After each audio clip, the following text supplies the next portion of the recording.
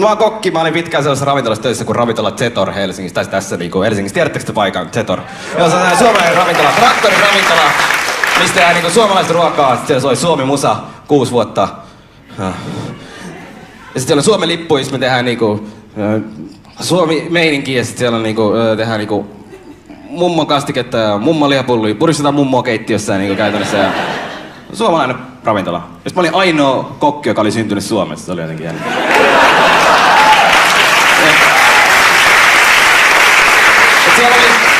Siellä oli töissä niinku sellaisia filippiiniläisiä ja sit siellä oli niinku virolaisia ja sit oli siellä muutama saksalainenkin ja se oli tosi kivaa. Mä viihdyin siellä tosi paljon. Ja hienoa, että Zetorissa oli mun mielestä niinku 2010-luvun niinku vaihteessa, niin perussuomalaisilla oli siellä vaalibileitä. Me ollaan siellä mamutkeittiössä, oli ihan siistiä.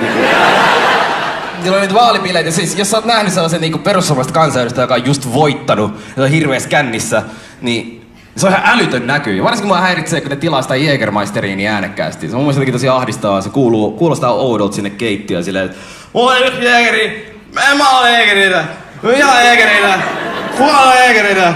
Ei mitään Jägerillä, vaan ketä ne myy siellä, ketä ne ostaa? Ostaa joku Mississippi, mitä vittu, mun sisäinen, tiedätkö vihanen musta, tuli sieltä saatana. Mä persua turpaa.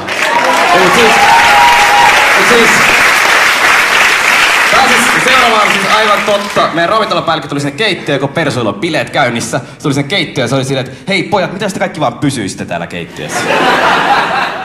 Et ei saanut niinku mennä säikäyttää. Et ne vois luulla, että teette niinku töitä.